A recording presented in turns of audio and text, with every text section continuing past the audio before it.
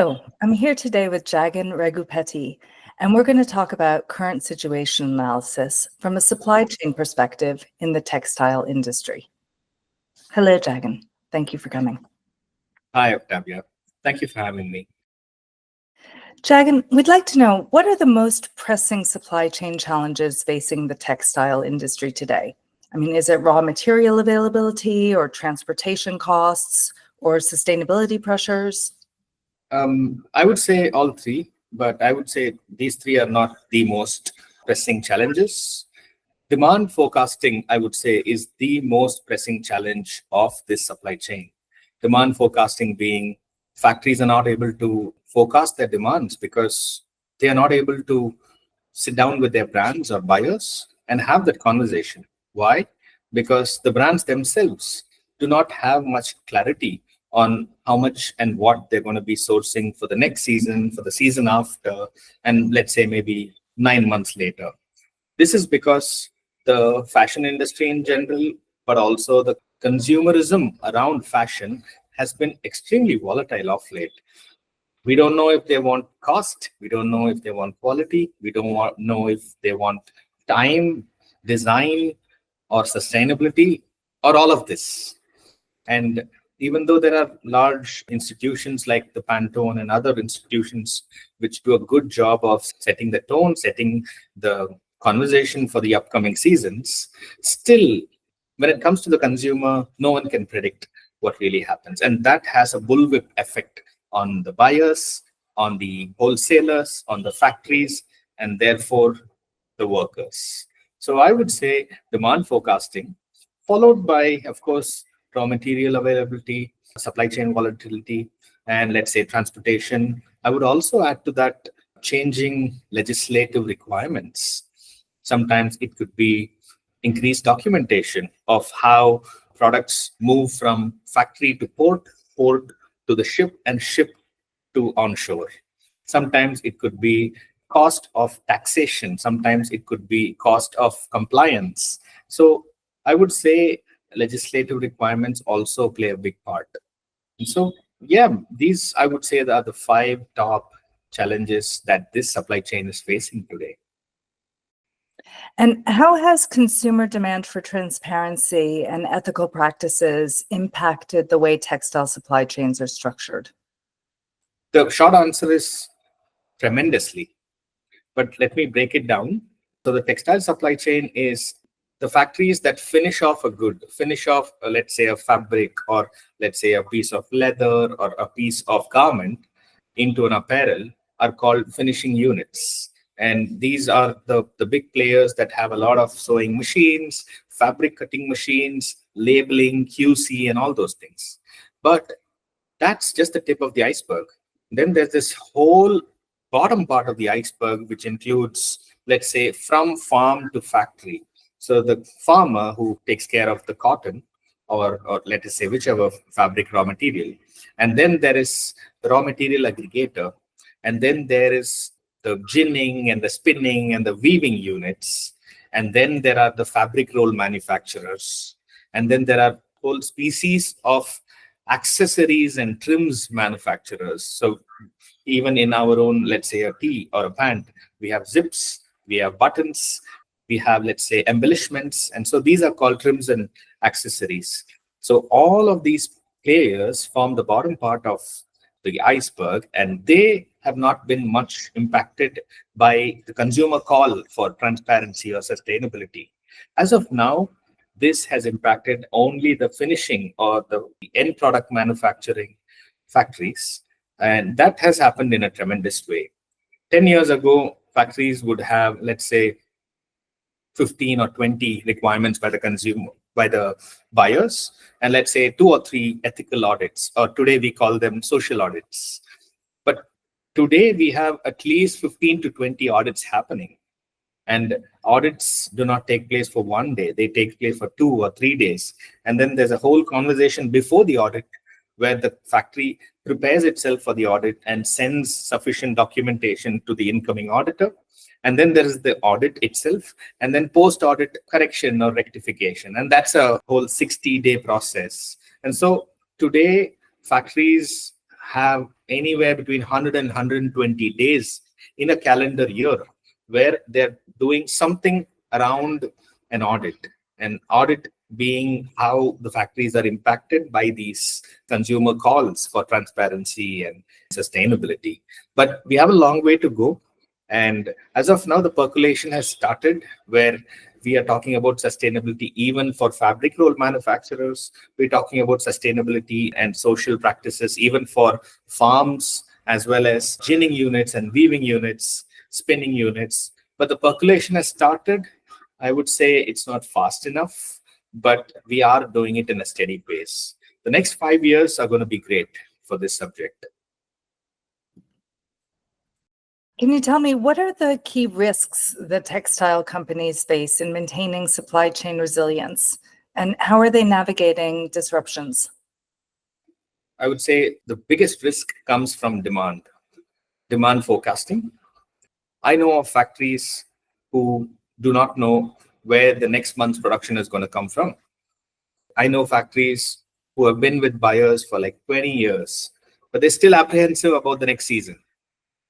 So demand forecasting is the biggest risk, and because that pays the factories and that's bread and butter. And so when you don't know when your bread and butter is going to come, then that's a big risk. This risk transcends into poor labor treatment, insufficient infrastructural maintenance, lack of investment in new and modern technologies by the factory management because they don't know what's next. That's one of the biggest. The second would be sustainability itself, in my opinion, is a risk because sustainability is a very, very good concept. But the implementation of sustainability through certifications and self-assessments and all the documentation and all the compliance practices that come with proving that you're sustainable, that's a whole portion, which is a big risk for factories because certification audits are very binary. Sometimes you end up losing the license to produce for the next season. And these certification audits are not easy. You need to prepare, you need to show documentations of, let's say, 9 months to 12 months prior. And then you need to demonstrate that you are compliant in the long term, not just on the day of the audit. And what happens is when you earn a few non-compliances in these audits, then they become very binary. So you're not doing well, oops, your license is cancelled. And so this is a conversation that needs to happen in a slow and sustainable manner. This is what I mean when I say sustainability in portions itself is a risk to the supply chain. Apart from this, I would also say the changing face of labor practices, both from the government side and also from, let's say, the worker side, is a big risk. 10 years ago, people would be happy if they got a permanent job or a full-time job in a factory. Today, they don't want to do that because there's a lot of job opportunities available in developing countries like, let's say, Vietnam or India or Sri Lanka or Philippines. And so between a job that entails them to, let's say, sit down and work at a electronics store as opposed to a factory where they have to stand and it's very physically demanding. And so the changing face of labor, because of a lot of opportunities, is a big risk. We don't know if we can invest and train our labor because 3 months into the training, what if they up and about and quit their job? Another part of labor which is challenging is how factory management and buyers tend to have a very professional and long-term perspective on things. And so they want, let's say, hey, we go into production today, so 30 days later, this happens, 60 days later, we need to send out the shipment. And maybe if the buyer is okay, we will get the next shipment. And so for that, we need to be prepared and skilled and ready today. This is how management and all the supervisors tend to look. But workers tend to have a much smaller purview on things. They want to make sure they have a good salary as opposed to have a good job. So they want to be able to take home the maximum amount of money with hopefully the least amount of effort. I mean this in a physically demanding way. No one wants to sweat it out all day long, and by the time they go back home, they're spent for the day. And so labor who tend to migrate, let's say from one country to the other, they tend to look at working in a factory as a sprint where they work for 6 months straight, and they're happy to even do overtime. But then from the seventh month, they disappear and they go back to their hometown.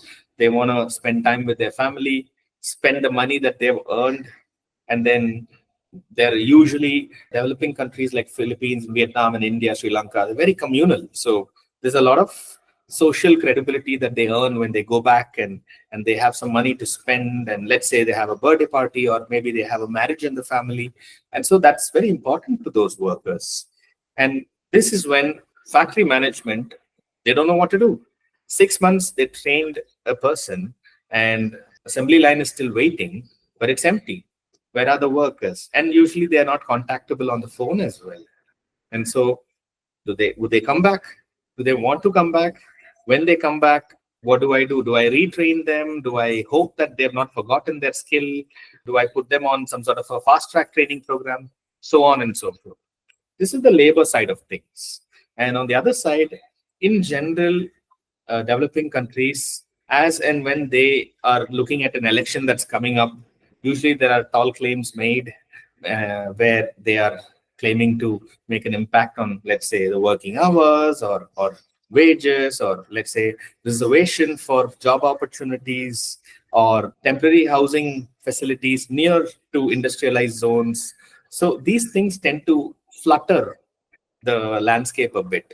And so if suddenly someone says, hey, in my home state, the government has promised that in 2 months, if they get elected, they will give me a higher wage, which would be very similar to what I'm probably earning here away from my family in like a far off state. And so now my mind is working in a way that this time I'll go back home and not come back, because I hope that government gets elected and I can get the same amount of money here that I'm getting here over there. What happens is a reality check, and after that, again they're clamoring and they come back to their old bosses, and the boss is like, you've disappeared. And so that's again a very difficult conversation. And so there are times when labor themselves create some sort of risk for the supply chain, and sometimes the legislators and the governments create some sort of risk. So I would say these are the most challenging risks that this industry supply chain is looking at. How are trends like nearshoring or digitalization shaping the textile supply chain of the future? I'll take this in two parts. First, let's talk about digitalization. Digitalization has completely turned the industry on its head. It's done so much for the precision and the accuracy and the speed of this industry like nothing ever before. And before digitalization, buyers would spend 3 months, 4 months on premises, on the factory premises, coming up with designs and then iterating and reiterating with their stylists, also parallelly working with the factory's stylists, and then they would agree on something and then they would flag off the production. Today, you can do that thousands of miles away, you sitting in your desk and the factory stylist sitting in their production line. And this is just a small example. And from design, there is what happens in a factory, which is fabric roll and then cutting and then labeling and then sewing and then finishing and then, let's say, QC, washing, packing, and transporting. Every single one of these vertical has been impacted. And the beauty is all these verticals until before, even when digitalization began, was operating in silos. And now digitalization has made it possible for any kind of visibility, be it vertical or completely horizontal. So I will know as a factory manager exactly where this particular button is right now. Is it sitting in my trim store, or is it in module 17, or is it in a apparel garment that was returned because it was rejected by QC, or maybe it's halfway to New Jersey port. So digitalization has done so much And digitalization has also allowed us to look back and learn. Let's say I look at an entire season and now I'm able to get data from it. I'm able to understand that there are certain trends that are coming out of certain products which were made in certain countries. And I can draw a silver line. This is possible in every facet of this industry. And of course, the best part of digitalization is pretty much what we're doing now, this podcast, where we are able to speak to our stakeholders and connect with our friends who are very interested in this industry and share and learn from each other. So that's about digitalization. And nearshoring, in my opinion, is like seesaw. It keeps going up and down.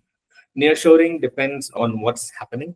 Sometimes it could be a temporary trend where certain leaders of certain Western countries run the narrative that they're going to bring back jobs to their home country. And so instead of offshoring, industries are nearshored. And that need not be a bad thing, nor need it needs to be a good thing. Sometimes it's just a temporary thing. Nearshoring or any kind of shoring, let's face it, is an economic decision. Why did we, in the first place, decide to, let's say, ship away production to some foreign land which we don't know, we haven't lived, we don't speak the language? Why? Because it makes pure economic sense.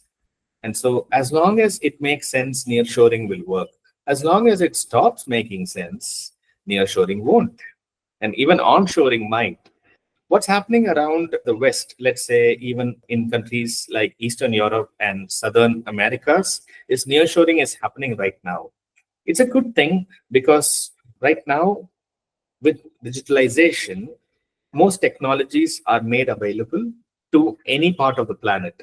There was a time where certain technologies were available, let's say, only in Bangladesh or only in parts of India. And so I wouldn't be able to dream of installing a similar factory in, let's say, Chile or Turkey. But now that's possible.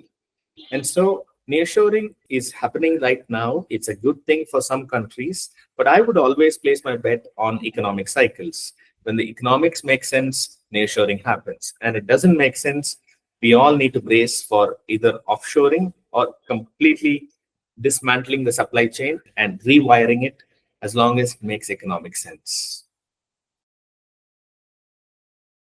What role does sustainability play in driving supply chain innovation within the textile industry? It plays a profound role. Sustainability, as you know, is a concept that's constantly evolving. 10 years ago, sustainability was just about, let's say, environmental sustainability or human sustainability. Today, it's evolved to such an extent that sustainability is pretty much about anything and everything. Today, we not only want to make sure that my clothes are, I'm paying the right price, I'm getting it on time, and it's of good quality. I also want to make sure that this was made by the right person, and no humans were ill-treated in this process. No farmlands were destroyed in the process of setting up this factory. How was the viscose or how was the technical textile made that is helping me jog or go for my morning walk? So these are questions that today's conscious consumer or millennial consumer or Gen Z are asking. And so sustainability has profoundly impacted this industry, and it's an ever evolving subject. And today we can see sustainability in pretty much every aspect of the supply chain. Let's say from all the way from farm to shelf to even post sales. So we are talking about, let's say, sustainability in farming practices like organic and better cotton. And we want to make sure the farmers are paid on time, they're given a fair wage for their effort. Next, we want to make sure the ginning units or the spinning units and the weaving units are healthy and safe places for men and women to work in. Next, we want to make sure that the right rayon or viscose or technical textile raw material is used while the fabric roll is processed. Next, I want to make sure that it's shipped in a time that's not too short, so we don't have air miles, and instead we put it on ships and it reaches the the factory in a sustainable and less harmful to the environment kind of way. And then it's finished in factories, and we want to make sure the factories have licenses, factories have all the agreements with the government, they have active committees where workers and management can get together and discuss any issues that they're facing. Are there health hazards that they are facing as part of the manufacturing process? And are there any kind of harassment that's taking place while the goods are being manufactured, so on and so forth. And after that, sale, as you know, today is no longer restrained to just brick and mortar stores, right? It's not just high street retail. It's also done in places where it's just digital. It's done on online. It's done on websites. It's done on even reverse auction firms where people try to bid for the least possible price or the maximum possible price, so that the benefit is transferred downward to the supply chain, so that not only the retailer but the as many players in the supply chain benefit from the transaction. And then finally, we also have technologies and websites and marketplaces who are regurgitating the whole second-hand market or third-hand or used apparel manufacturing. Big brands have gotten into this in the last few years. And so sustainability today has been profoundly impacting the supply chain, every aspect of it. And as the definition of sustainability goes, sustainability is what we do today, being mindful of what we leave behind for tomorrow. And so, as that saying goes, sustainability has pretty much turned the head on it, turned the supply chain on its head of the fashion industry. What compliance standards are most critical for the textile industry, and why are they essential for long-term success? I'll take this question in two parts. First, let's look at what kind of certifications or audits that we have. Usually, there are two types of audits. One is a technical audit or a technical compliance audit, and another being a social audit or a social compliance audit. While a technical compliance audit usually deals with the details of the product, how it's made, and with what it is made, while a social compliance audit deals with who makes it and also human element of how it's being made. So while technical audits deal with what kind of raw materials go in, what kind of cotton or what kind of growing practices were followed for the cotton to be made into, let's say, a yarn, or while the process is going through the fabric, are we talking about liquid discharge? If so, how much liquid discharge is happening? What kind of chemical effluents are we releasing into the sewage or into the effluent treatment plant, or let's say into the soil or environment? So these are all related to the technical aspects of manufacturing. And then there's, like I said, social compliance, which deal with the human element of things. How were the human beings treated? Were they paid on time? Were they given their due wages and overtime? Do they have a healthy and respectful work environment? In case of emergency, is there an ambulance station nearby? And in case of long-term needs of the workers, is there a forum or a committee where they can all get together and discuss? And you will find a lot of these social compliance audits in many factories by the name Fair Trade, or let's say RAP, or SEDEX, so on and so forth. Now, how important are these for the success of the industry? In many ways, every single business has its own way of doing things. And many of the buyers find it very difficult to work with, let's say, thousands of factories around the world. Let's say a few of them in Vietnam, a few of them in Thailand, India, Sri Lanka, Pakistan, Bangladesh, Turkey, and Colombia, and Chile. It's very difficult to bring them all to a level set where they all follow similar practices. Why? Because let's say an Adidas or a Walmart or a Nike, they would want to make sure that they are buying or sourcing products from vendors that follow their own internal expectations or code of conduct. An audit is the best way to get that clarity. An audit is the best way to make sure I can say this factory in southern India is compliant, 90% is lacking in 10%. And so what do I do about the 10%? So this is an audit is a great way of a buyer to make sure the supplier is meeting their expectations. Now, an audit has evolved. Today, it's no longer something that the buyer or a brand conducts. Today, it's been outsourced to third-party audit agencies whose only role is to conduct these audits and report back to the buyers or brands on how well the vendor performed in that audit. And the latest trend in the audit industry is something that you can, is an audit or, like a medicine that you can buy on a pharmacy over the counter. Similarly, a factory can simply walk up to any of these international certifying agencies and say, hey, I want to voluntarily come to you and invite you to come to my factory and conduct your audit and give me your certificate.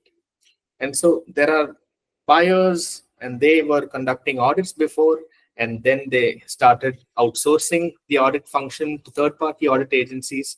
And now there are other market certifications that factories can buy and keep so that they can attract brands and buyers to come source from their factory.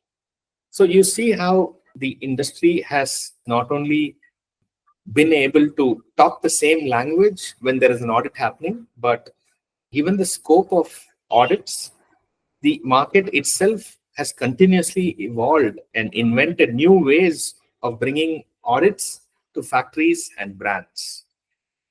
And as days go by, audits will become a great common language with which any factory can talk to any brand in the world.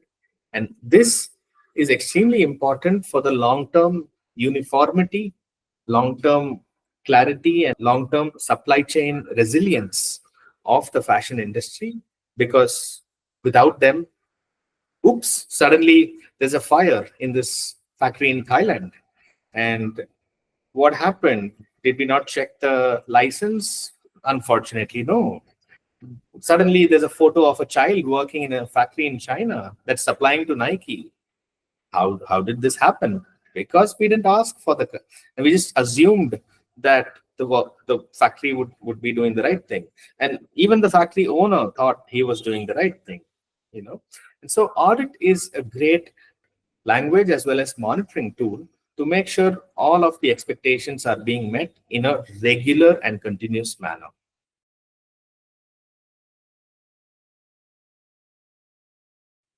What areas of the supply chain are auditors most likely to scrutinize, particularly around labor practices, environmental impact, and traceability? So I'll take this in three parts. So labor, environmental practices, and traceability.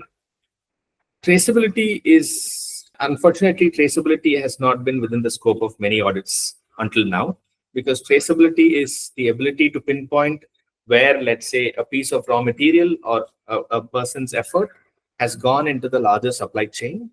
And usually that's a function of having master data and having a way like blue sign where you can actually attach a number to a product and break it down into the effort and the humans and the raw materials. And it takes a really long time and much larger scope beyond the factory for traceability to happen. Auditors are usually given the role of making small checklists as far as traceability is concerned, but I wouldn't say traceability is a big part of audits today, or audits are focusing a lot on traceability. That's not yet happened.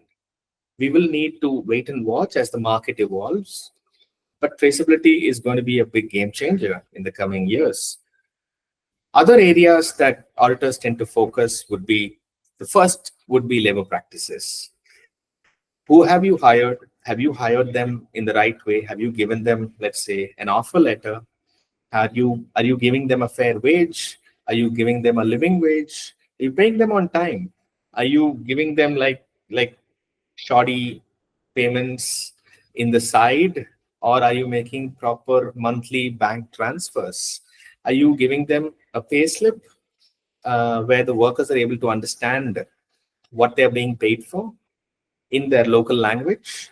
And also, are the workers being given social insurance by the factory?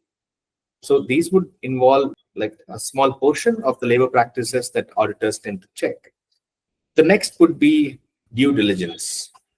There's a factory, but are you okay being there? Do you have a license? Do you have a permit from the government? Have you made sure you have renewed all your permits and licenses and all the certifications from the government? Are you okay running a factory over here? So that would be the second. And only after that would come other things like environmental compliance or environmental procedures. You have a license to run a boiler, that's great, but what about the fumes that come out of a boiler? Are you keeping a tab on the chemistry behind the fumes? You claim to use diesel for a lot of practices. Are you measuring them? Are you making sure that you have some sort of a Higg index measurement where not only you measure your environmental footprint, but also taking efforts to reduce it over time? What are some things that you're doing to make sure that you're not dumping chemical waste in open land? Are you drawing water out of a borewell? If so, are you keeping count? I would say labor practices, due diligence, and then environmental, and then also there are these client or buyer or certification related focus areas. For some, it could be worker empowerment, some it could be women empowerment, for some, it could be financial literacy, for some, it would be children's education. And then there is also the new age things like traceability and how much the factory is giving back to the society in terms of corporate social responsibility. So that's how the pyramid of the focus of audit scope works. How can textile companies prepare their supply chains for the rigorous demands of compliance audits? The first would be for textile companies, let's say, in particular brands who are going to be giving money and buying the product from the factories, to make it very clear to the factory the duration of the relationship. Let's say, hey, I'm a brand and I'm looking to get married to you as a factory for the next 20 years. So let's do some good work. And once that open conversation happens, and you're also following it up with actual forecastable, visible demand, then the factory will get the confidence to actually pander or even respect what the brands expect in terms of anything, especially compliance. And so no factory is going to turn itself upside down and then revamp all its HR and labor practices for a brand that's going to source only for like one season. It's the reality. And so it all starts with the brand and the factory having an open conversation about the duration of the relationship. And if that's had, then the brand can follow up with their side of things, and the factory can follow up with making their factories and management systems compliant for the long term. And so that should happen first. Second would be factories also tend to have this attitude of we will do it if necessary. And if not, no. So there is generally a depleted ethical balance for factories, especially in developing countries, because it's not because they choose to be unethical, because there are so many challenges to their factors of production. It's not easy running a factory in India or Vietnam or Thailand. Leave the labor side of things. If there are regular power cuts, there's corruption, then we don't know if we can expect workers to turn up next. We don't know where the next strike or lockout will happen.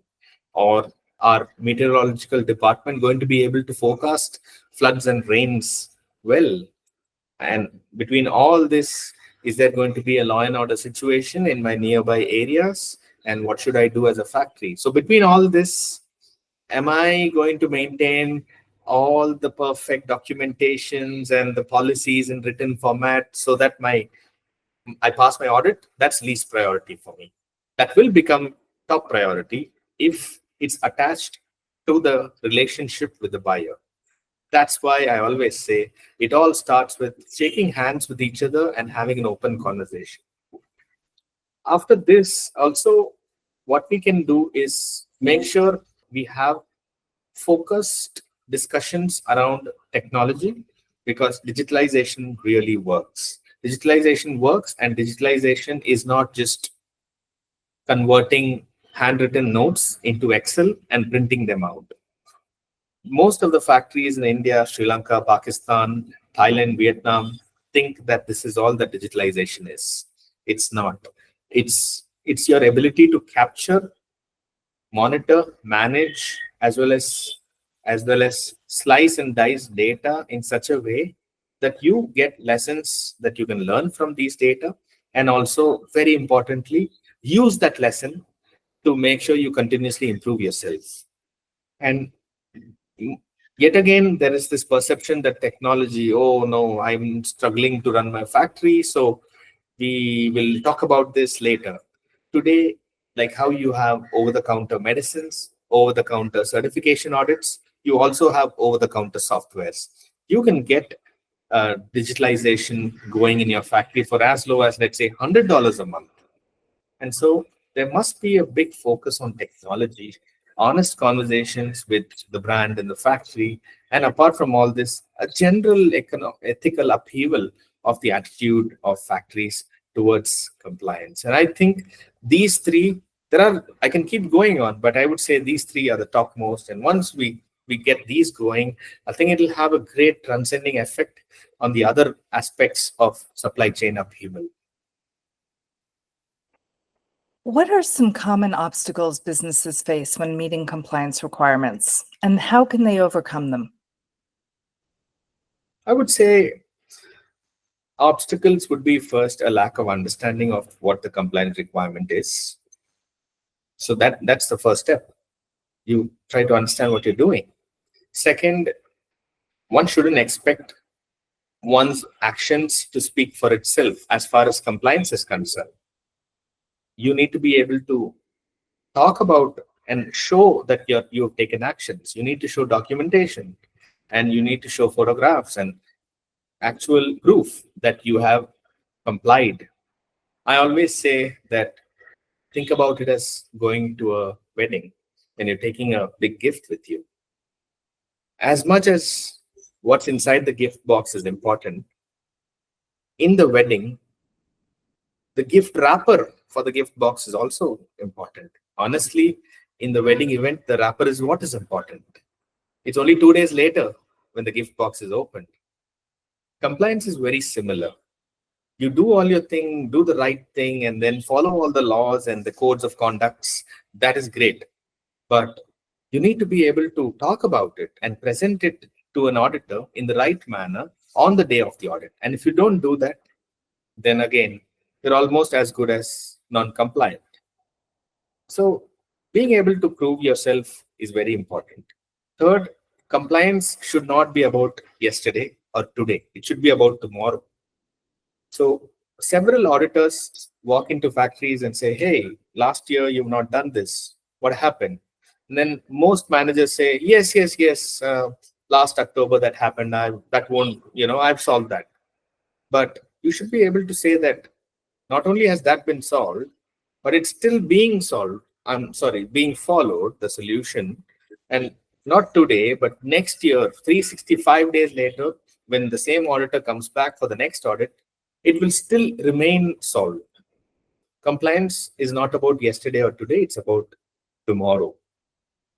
And compliance should also be non-linguistic. Let me just expand. Compliance should be as simple that any stranger, imagine a stranger walks into your factory.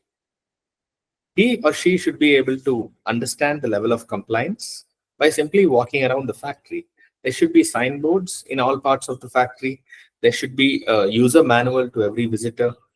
In the user manual, you should be able to spot where the office is, where the compliance room is, where the workers' meeting room is, where the sustainability office area is, where the filing cabinet is.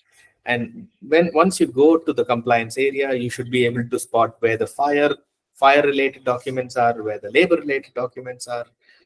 And the best part is, when you're compliant, you are usually expected to maintain documentation in the local language. So the proverbial stranger walks into the factory and goes through any documentation, he or she should be able to very easily figure out what's happening, what's being written, what's being documented, what's being complied with in in the local language. And if that happens, then you are compliant.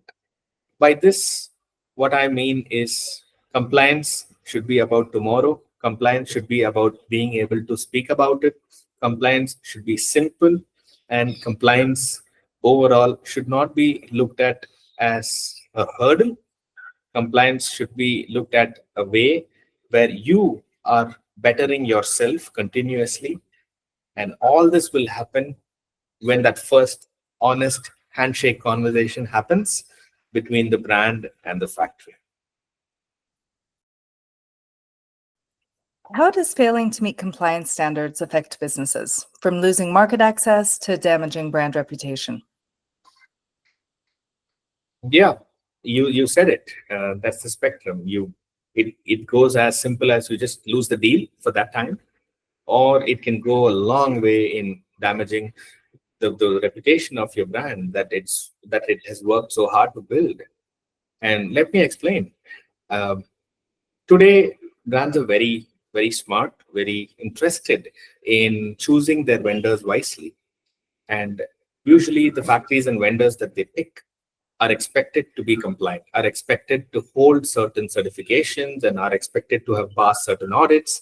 And that's when even the conversation will be started. And so, this is because factories are very clear that they want business. Brands are very clear that they want compliant factories. And if these both doesn't happen, then factory access to the brand, factory access to the market stops. It doesn't even start to be honest. And so market access is very similar to being able to drive. You can have the vehicle there and you can have the road there, but you still can't start driving the vehicle because you don't have a license. It's very similar to that. Compliance is very similar to having a valid driver's license.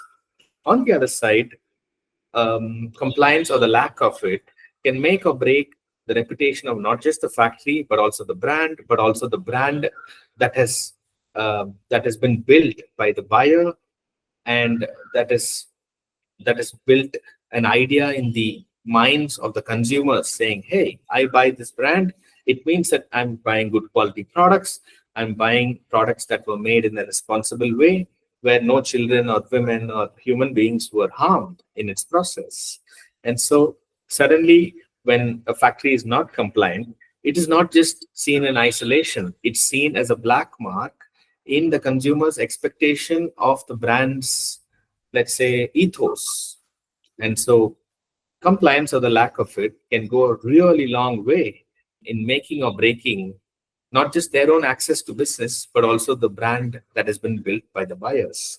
Take the example of Nike, where, decades ago, they ran into a slippery area where photos of some of their factories, or they called it sweatshops, where children were found working on their sneakers.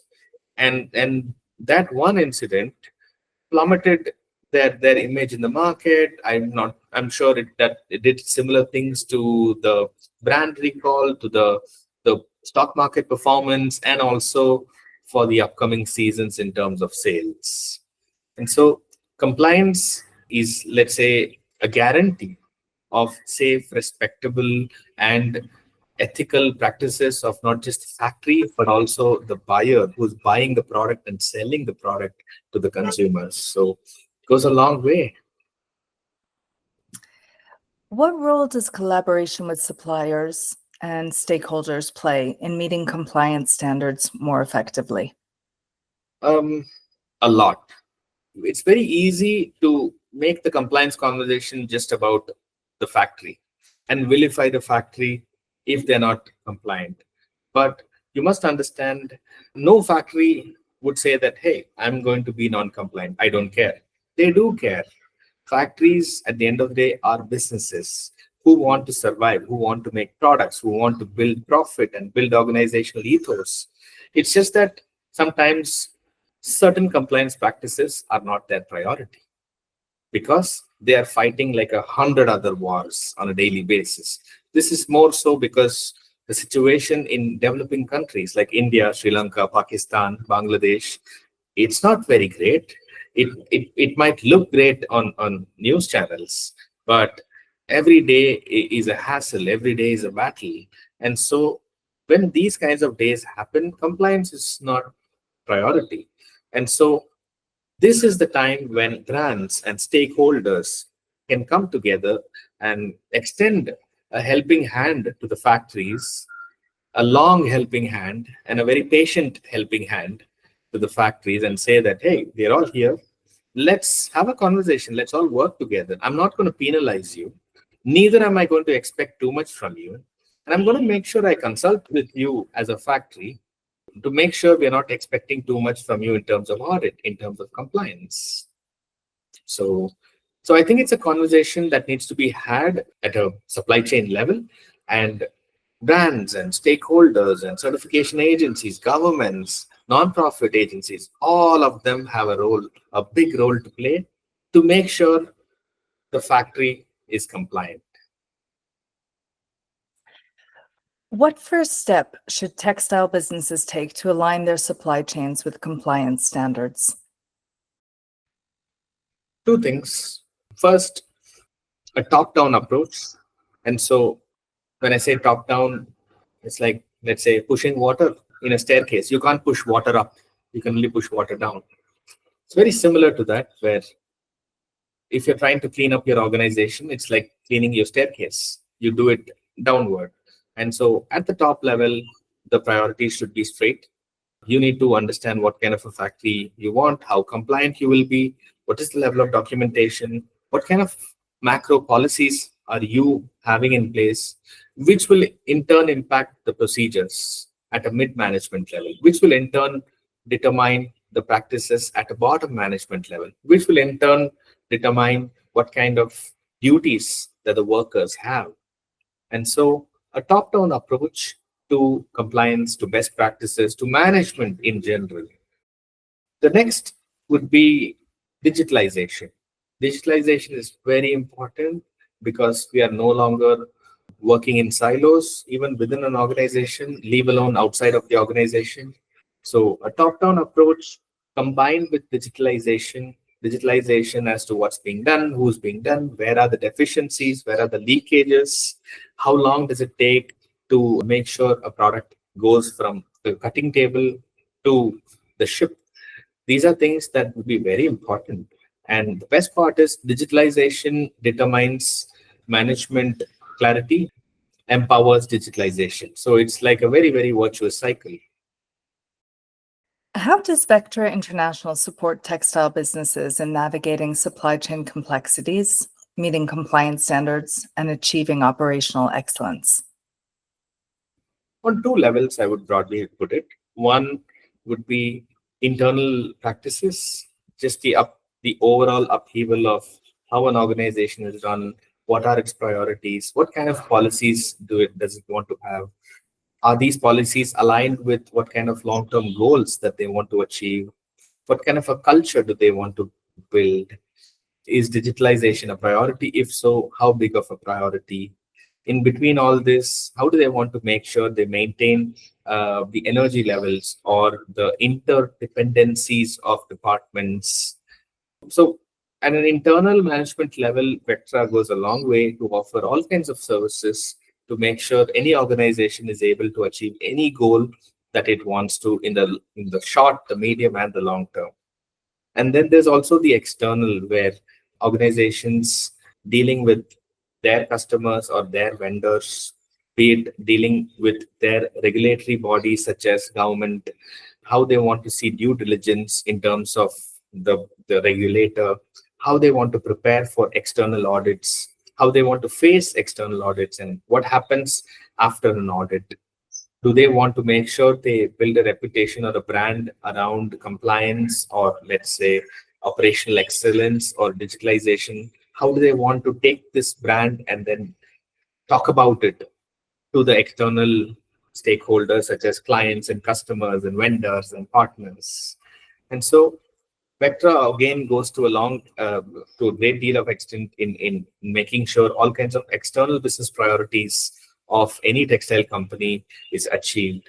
And again, we also do this in not just in a consulting kind of way. We don't just sit in rooms and then sit down and handhold managers. We also do it in a fun and exhilarating but yet educational way, where we conduct trainings, off-site and on-site trainings. We make sure we work with all levels of the organization, not just the focus area, because we are well aware that any person does not work in isolation in a management system. And so we are very clear that we need a 360-degree approach to everything. So in general, Vectra has both an internal and an external intervention, scope, and we give the whole 9 yards, right from consulting to training to culture setting and then policy framing and all those things. Thank you, Jagan. It's been very interesting. Had a very nice chat with you.